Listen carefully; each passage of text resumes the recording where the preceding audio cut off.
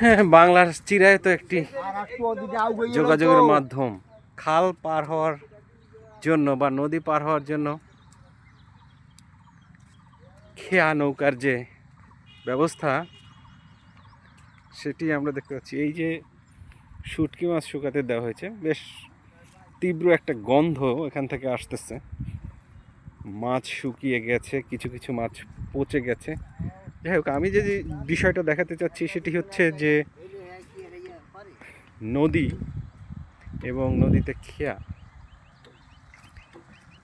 নদীতে প্রচুর স্রোত, প্রচণ্ড স্রোত, যে কারণে মাঝি অনেক চেষ্টা করে নৌকাটা ওপার থেকে এপারে নিয়ে আসার চেষ্টা করতেছে।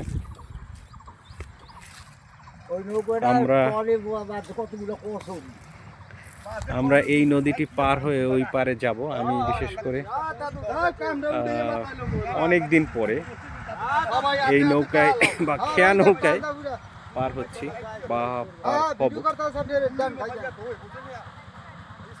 এই এলাকাটা কোটালীপাড়া অর্থাৎ গোপালগঞ্জের পূর্ববর্তী বা পূর্বের একটি উপজেলা কোটালীপাড়া, এবং অপরদিকে রয়েছে বরিশালের আগৈলঝাড়া। এই পারে কোটালীপাড়া দেখতে পাচ্ছি আমরা, আর ওই পারে হচ্ছে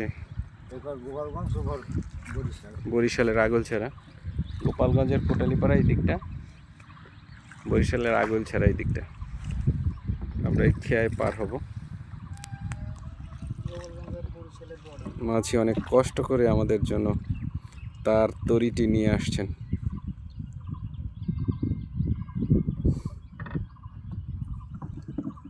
আমরা এই কর্দমাক্ত রাস্তা দিয়ে পথ দিয়ে নৌকায় ওঠার চেষ্টা করতেছি, সবাই চেষ্টা করতেছে। ঈশ্বর ভরসা, আসলে সৃষ্টিকর্তার সহায় থাকে না। তো একটা বিষয় তুলে ধরবো, তা হচ্ছে যে এক সময় মাঝিদের ধান দিয়ে এই নৌকা পার করার ব্যবস্থা ছিল, অর্থাৎ টাকার বিনিময়ে না, বাৎসরিক একটা ধান, নির্ধারিত ওজনের ধান বা চাল, এর বিনিময়ে স্থানীয় মানুষরা পার হতো, এই নদী বা খেয়া পার হতো। দুইটা ট্রলার আসতেছে, একটা বাল্কহেড আসতেছে।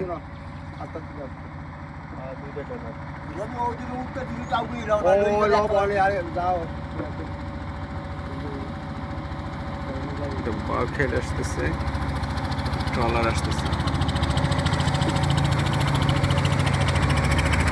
যেহেতু নদীতে প্রচণ্ড স্রোত, আমরা আগে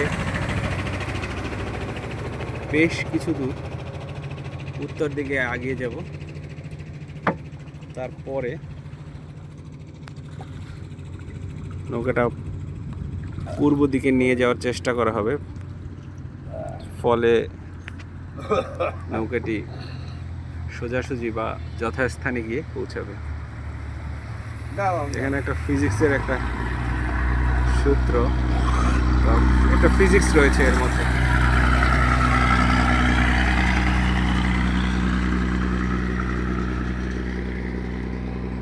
ফিজিক্সটা হচ্ছে যে নৌকা যাচ্ছে উত্তর পূর্ব দিকে, স্রোত যাচ্ছে দক্ষিণ দিকে, ফলে লব্ধি সোজাসুজি যাবে। এটা একটা ফিজিক্স। এখানে এই উদাহরণটি ফিজিক্সের লব্ধি বোঝানোর জন্য ব্যবহার করা হয়, অর্থাৎ দুইটি ভেক্টরের লব্ধি বোঝাতে লব্ধির বিভিন্ন থিওরি বা তত্ত্ব এক্সপ্লেইন করার জন্য আমরা সাধারণত এই নদীর স্রোত এবং নৌকার বেগ ব্যবহার করে থাকি। তো তার একটি বাস্তব চিত্রায়ন এই ভিডিওতে দেখা যাচ্ছে আর কি।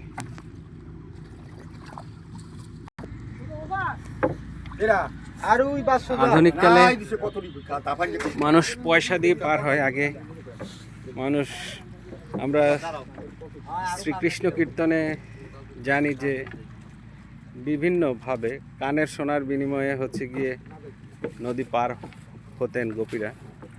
তারপরে আবার দইয়ের ভার থেকে দই খাওয়ানোর বিনিময়েও শ্রীকৃষ্ণ হচ্ছে নদী পার করতেন।